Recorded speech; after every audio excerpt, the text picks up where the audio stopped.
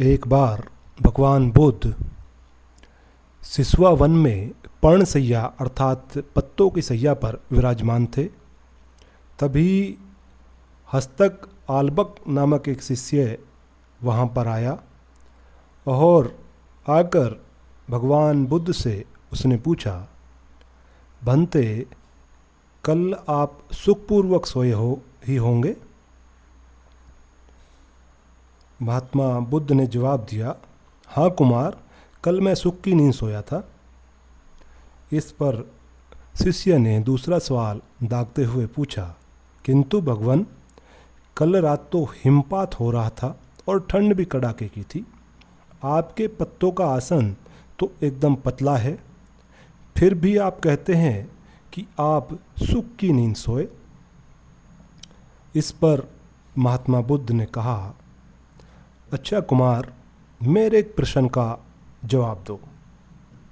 मान लो किसी गृहपति के पुत्र का कक्ष वायु रहित और बंद हो, उसके पलंग पर 4 अंगुल की पोस्तीन बिछी हो, तकिया कालीन का हो तथा ऊपर वितान हो और सेवा के लिए 4 भार्याएं तत्पर हों, तब क्या वह गृहपति पुत्र सुख से सो सकेगा? इस पर शिष्य ने जवाब दिया, हाँ भंते, इतनी सुख सुविधाएं होने पर भला वह सुख से क्यों न सोएगा, उसे सुख की नींद ही आएगी।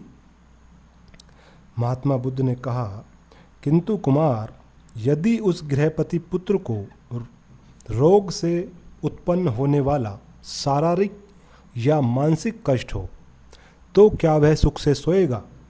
इस पर शिष्य ने कहा, नहीं भंते, इस कष्ट के साथ वह सुख से नहीं सो सकेगा। महात्मा बुद्ध बोले, और यदि उस गृहपति पुत्र को द्वेष या मोह से उत्पन्न शारीरिक या मानसिक कष्ट हो, तो क्या वह सुख से सो पाएगा? महात्मा बुद्ध के शिष्य हस्तक आल्बक ने कहा, नहीं भंते, वह इस शारीरिक व मानसिक कष्ट की वजह से भी सुख से नहीं सो पाएगा।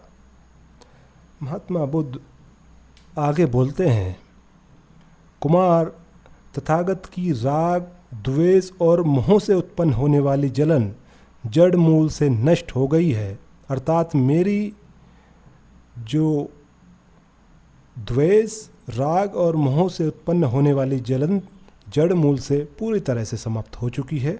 इसी कारण मुझे सुख की नींद आई थी। वास्तव में नींद को अच्छे आस्तरण की आवश्यकता नहीं होती।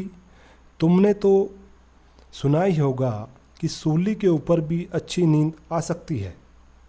सुखद नींद के लिए चिंतन का शांत होना परम आवश्यक है, और यदि सुगत आस्तरण हो तब तो बात ही क्या, सुखद नींद के लिए वह निश्चय ही सहायक सिद्ध होगा।